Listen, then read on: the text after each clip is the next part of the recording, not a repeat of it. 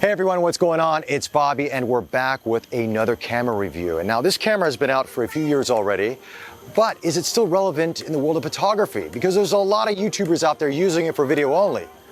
But this is the flagship. This is the big boy from Canon. How good is it for photography in 2019?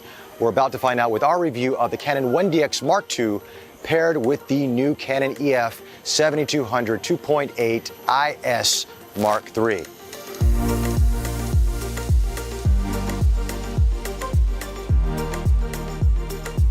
Before we get into this, I do want to thank the Singapore Zoo for making this video possible. They allowed us to come over here, shoot the wildlife.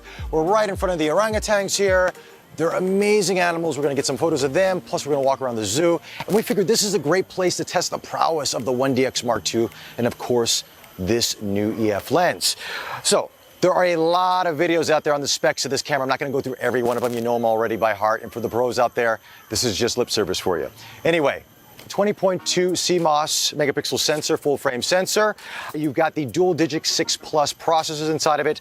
ISO, hard ISO is 51,200, expanded up to 409,600. You've got dual pixel autofocus, the world renowned Canon autofocus system. It's in this bad boy. Amazing battery life. It's a big camera, but it feels great in the hand.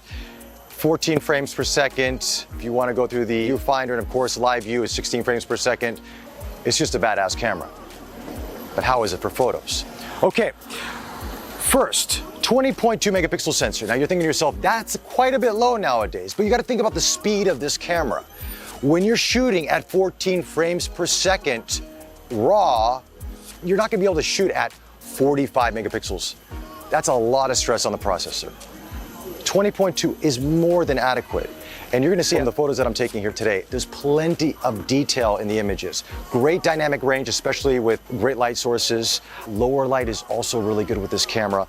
And you know the thing about it for me is people are gonna say, but the 1DX is so big nowadays. All these mirrorless cameras are so small.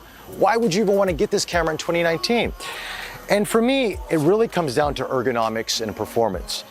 Now, of course, we don't have to have an additional grip to the bottom of this because it's built into it. Vertical, easy. Horizontal, easy. And the balance of distribution, even with the 7200, yes, this is a heavy kit right here.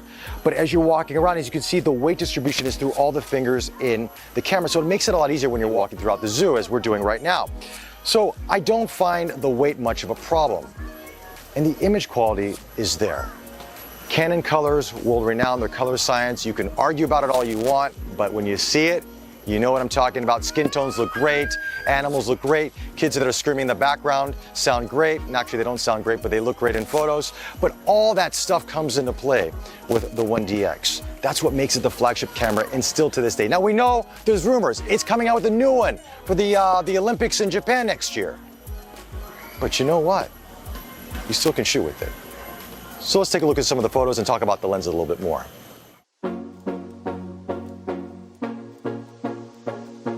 Push this button there. It's a heavy camera. Don't drop it. Take a picture of the butt. Yeah, take a picture of the butt. We always. Picture of the butt. Don't take a picture of the poop. How is it? Heavy? Yes. But a good picture, right?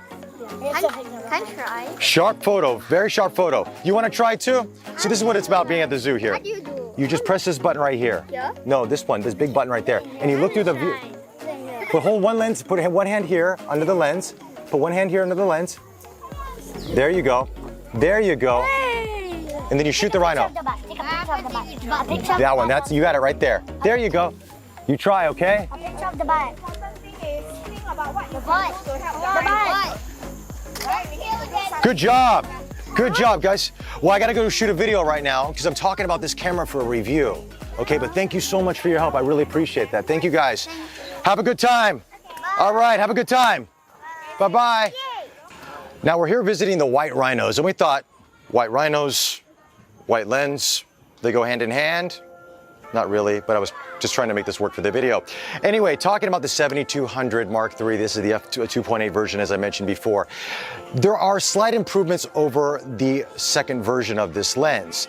Now, in terms of the improvements, you're seeing better sharpness and better contrast and better handling of light, let's say from a backlight source.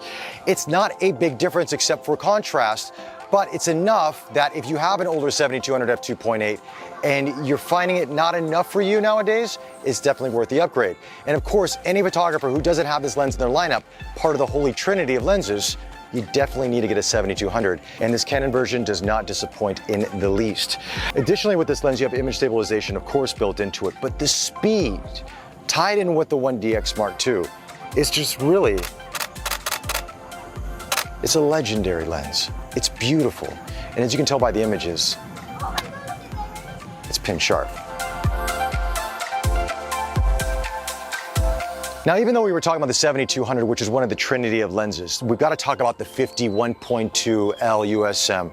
This is a beautiful lens. Now, it's great for portraiture, skin tones. It's not the sharpest lens that Canon makes. Now, of course, the new RF version is stunningly beautiful, sharper in every way. But Canon is due for a version 2 out of this lens anytime now.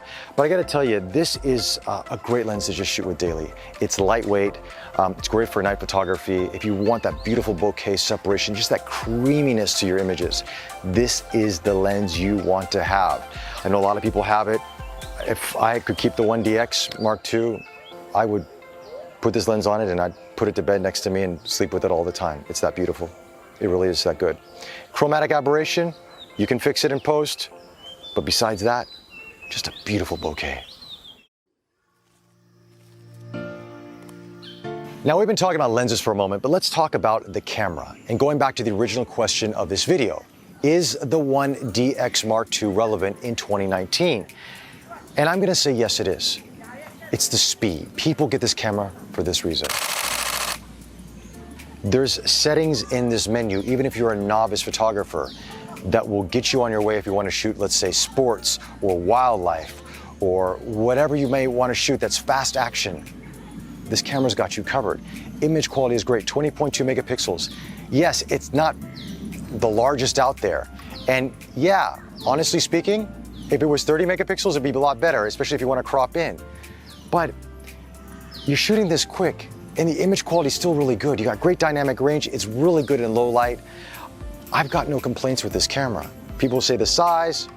Look, if you want to go professional, you're going to need something like this. If I could put it in my lineup, I would put a 1DX in there with a 7200 f2.8. This is one hell of a kit, and I highly recommend it. Anyway, those are my thoughts on the 1DX Mark II and the 7200 f2.8 Mark III. Let me know your thoughts in the comments section below. Don't forget to subscribe to us on YouTube. We really appreciate all your comments and all your support. We really do. Follow us on Facebook. Until the next one, take care.